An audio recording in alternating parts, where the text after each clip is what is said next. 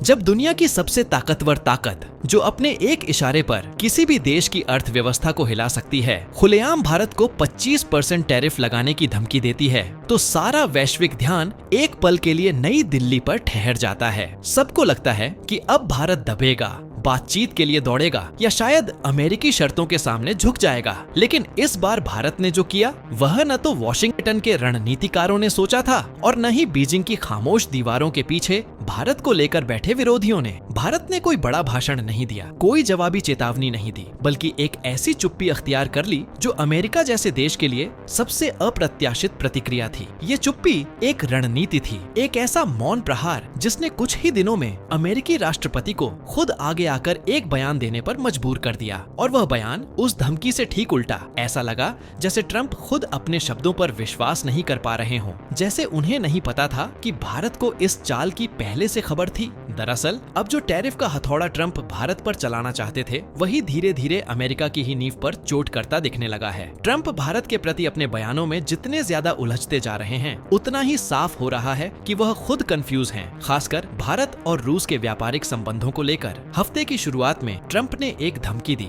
भारत पर 25% का भारी टैरिफ लगाने की। यह बयान 27 जुलाई 2025 को आया और कुछ ही देर में वैश्विक बाजारों में हलचल मच गई। लेकिन भारत का रुख अडिग रहा, न कोई बेचैनी न कोई हड़बड़ी। और फिर कुछ दिन बाद ट्रंप का एक और बयान सामने आता है, मैंने सुना है भारत अब रूस से तेल नहीं खरीदेगा। यह एक अच्छा फैसला है। जिस देश ने कुछ ही दिन पहले धमकी दी थी, वही अब तारीफों के पुल बांधने लगा। पर यह अचानक आया बदलाव कोई भावनात्मक निर्णय नहीं था, बल्कि भारत की कूटनीति का असर था। अमेरिका की असली मंशा यह थी कि ट्रंप अपनी जनता को दिखा सकें कि उन्होंने भारत को झुका दिया है। लेकिन असलियत यह थी कि भारत ने एक बार फिर दिखा दिया कि वह अपनी नीतियां न तो किसी धमकी से तय करता है और न ही किसी विदेशी दबाव से। जब ट्रंप के दावे की परतें खुलीं, तो भारत के विदेश मंत्रालय ने एक शांत लेकिन दो टूक प्रतिक्रिया दी। हमें ऐसी कोई जानकारी नहीं है कि भारत की तेल कंपनियों ने रूस से तेल खरीदना बंद कर दिया है। भारत ने साफ कर दिया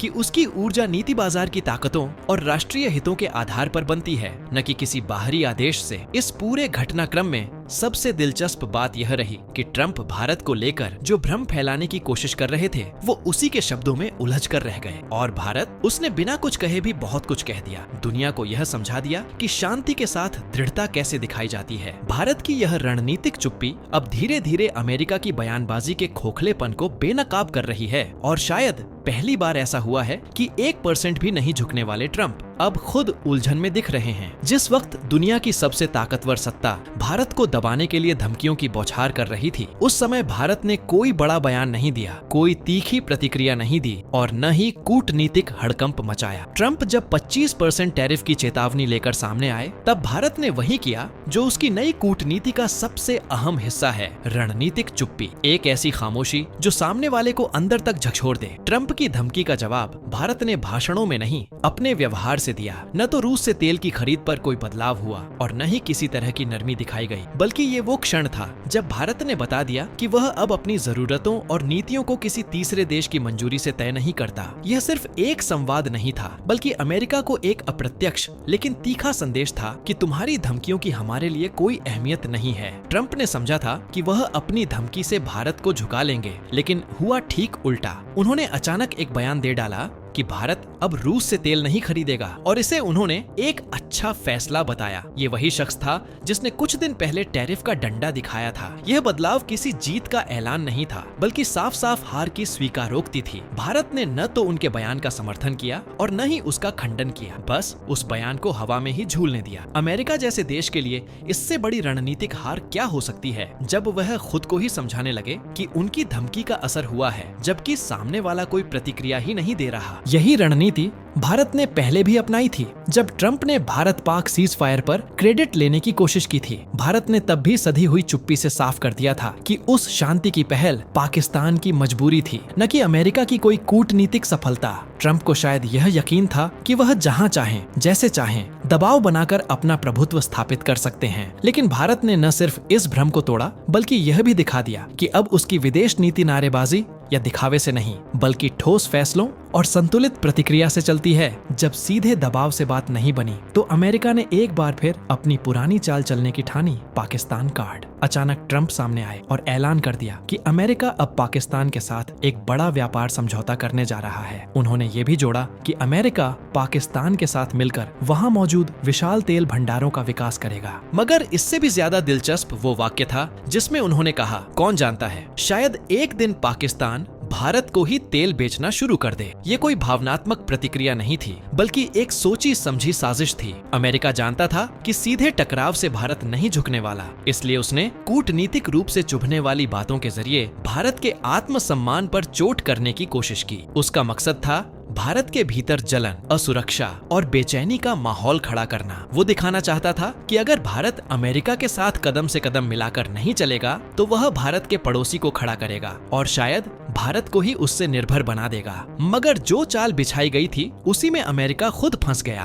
क्योंकि अब भारत वो देश नहीं रहा जो ऐसी बचकानी हरकतों से पथभ्रष्ट हो जाए। भारत को अच्छी तरह मालूम है कि पाकिस्तान के साथ समझौता करना और उसे लागू करना दो अलग अलग बातें हैं। और तेल के संदर्भ में बात करें तो भारत इस वक्त दुनिया का तीसरा सबसे बड़ा उपभोक्ता है, एक स्थिर, भरोसेमंद और व्यापक बाजार, जबकि पाकिस्तान एक अस्थिर, कर्ज में डूबा मुल्क है जिसे खुद अपने भविष्य का भरोसा नहीं। इस बयान से भारत पर कोई असर नहीं पड़ा, उल्टा अमेरिका की बेचैनी और हड़बड़ाहट पूरी दुनिया के सामने आ गई। यह वही अमेरिका है जिसे अब भारत की स्वतंत्र विदेश नीति पच नहीं रही, क्योंकि भारत न तो किसी के दबाव में आता है, न किसी के कहने पर अपनी रणनीतियां बदलता है। भारत आज एक तरफ क्वाड का हिस्सा है जिसकी अगुवाई अमेरिका करता है, और दूसरी ओर वह SCO का भी मजबूत सदस्य है जो रूस के नेतृत्व में चलता है। भारत एक ही समय में अमेरिका से रक्षा करार करता है और रूस से S-400 मिसाइल सिस्टम खरीदता है। यह संतुलन और स्वतंत्र कूटनीति ही है जो अमेरिका और चीन दोनों को असहज करती है। वे भारत को किसी एक खेमे में जकड़ना चाहते हैं, लेकिन भारत अब खुद एक ऐसा ताकतवर केंद्र बन चुका है जिसे किसी गठबंधन के सहारे की जरूरत नहीं। असली जवाब अब धीरे धीरे आकार ले रहा है और वो आने वाला है रूस के राष्ट्रपति व्लादिमीर पुतिन की भारत यात्रा के रूप में। ये कोई सामान्य दौरा नहीं, बल्कि भारत की रणनीतिक स्थिति का एक सशक्त संदेश होगा जो दुनिया को बताएगा कि भारत अब प्रतिक्रिया देने की बजाय दिशा तय करता है।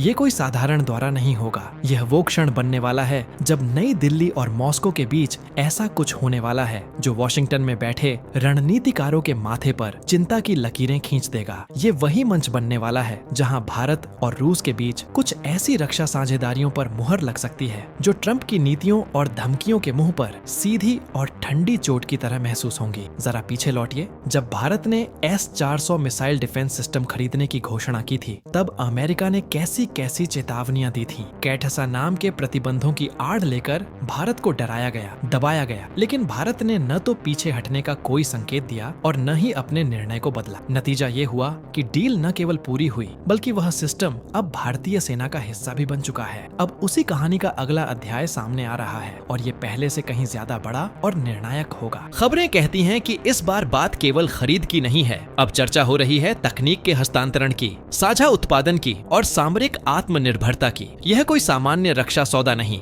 बल्कि भारत के लिए एक रणनीतिक छलांग की तरह होगा। संभावनाएं जताई जा रही हैं कि इस बार सहयोग हाइपरसोनिक मिसाइल टेक्नोलॉजी तक पहुंच सकता है। साथ ही 5वीं पीढ़ी के लड़ाकू विमानों के संयुक्त निर्माण और समुद्री युद्ध क्षमताओं की तकनीकों के साझा उपयोग पर भी बातचीत हो सकती है। इस साझेदारी का मतलब सिर्फ सैन्य ताकत में इजाफा नहीं होगा, यह उस सोच का प्रमाण होगा जिसमें भारत अब केवल एक ग्राहक नहीं रहना चाहता बल्कि एक निर्माता और भागीदार बनना चाहता है। अमेरिका को यही बात सबसे ज्यादा खलती है। वह चाहता है कि भारत उसकी शर्तों पर खेले, लेकिन भारत अब अपने नियम खुद बना रहा है। यह भारत का वो पल होगा जहां रणनीति, तकनीक और आत्मविश्वास एक साथ मिलकर नई इबारत लिखेंगे, और शायद यही वो जवाब होगा जिसकी सबसे ज्यादा तकलीफ ट्रंप को होने वाली है।